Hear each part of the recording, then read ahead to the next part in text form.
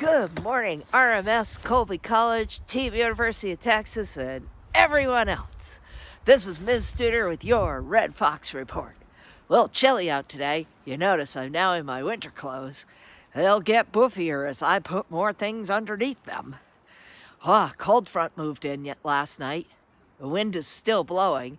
Those of you in my science class know that means there's a high pressure system behind us moving this cold front in, and that's where all that wind is coming from. All right, so I'm here actually to tell you about something that I discovered from a friend of mine a long time ago. So first of all, I don't know if you know what knots in wood are.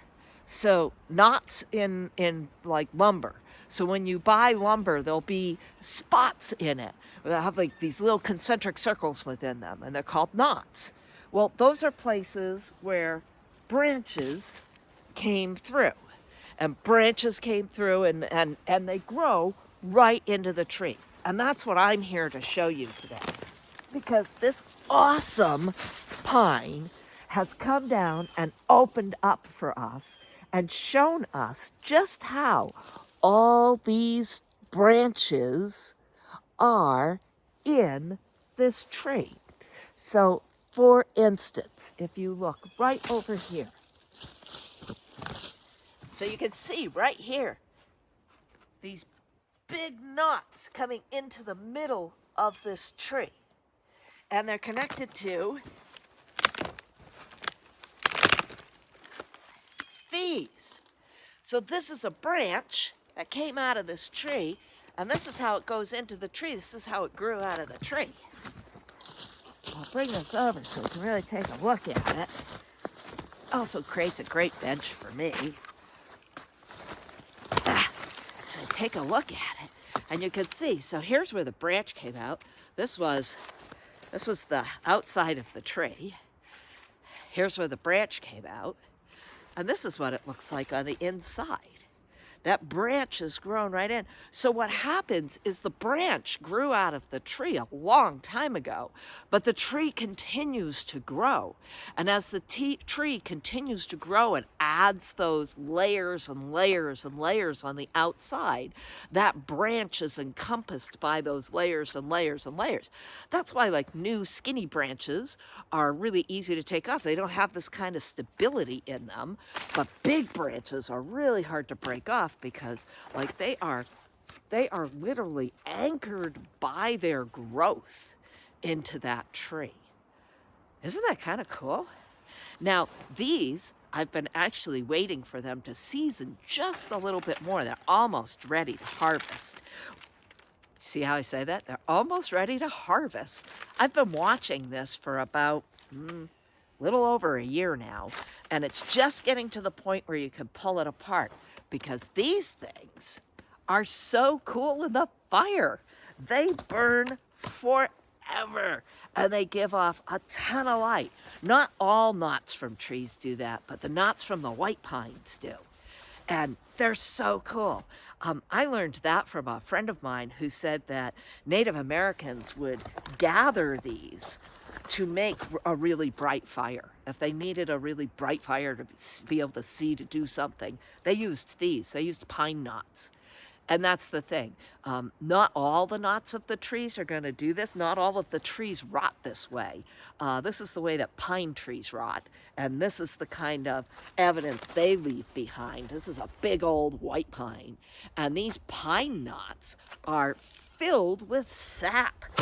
Even though they're dead, they've still got a lot of resin in them. So they burn like, whoa, amazingly bright. I don't know, maybe someday I'll show you a fire, put a piece in it, you can see how bright it is. One never knows, it's getting pretty dark out here. So, just because something's dead and rotten, here we are again. It's not useless. I've actually been waiting for this to rot some more so that I could take the pine knots out. It's not quite ready. It's ready when I'll be able to pull these out and no wood comes with them. That's when they're ready. So you see, they're almost ready. So you just have to be patient. And well, let's face it, there's dead pines everywhere. If I really wanted to go look for some, I could probably find some. But I'm just having fun waiting for this one. So, patience and waiting. Like, I've been waiting 2 years for this. I could have brought him home. I could have accelerated the process. I didn't want to. I wanted to see what it would look like. I wanted to see how long it would take. That's the beauty of all that's around me. And the beauty of having a life is that I have the time to wait and see what's going to happen. And I think we forget about that. That, like, sometimes the anticipation is really worth it.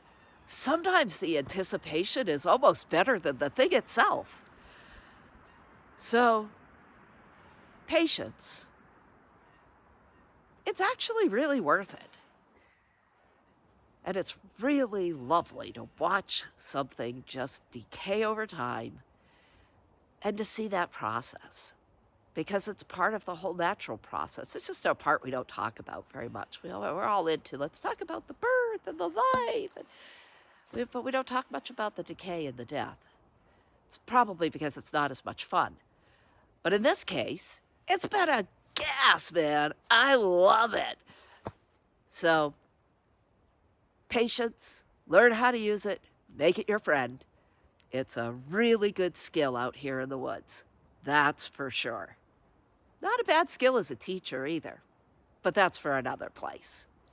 Have a great day. Stay safe. It's Wednesday, so we're halfway through. Take care. I'll see you tomorrow. This is Miss Studer with your Red Fox Report. Oops. Ugh.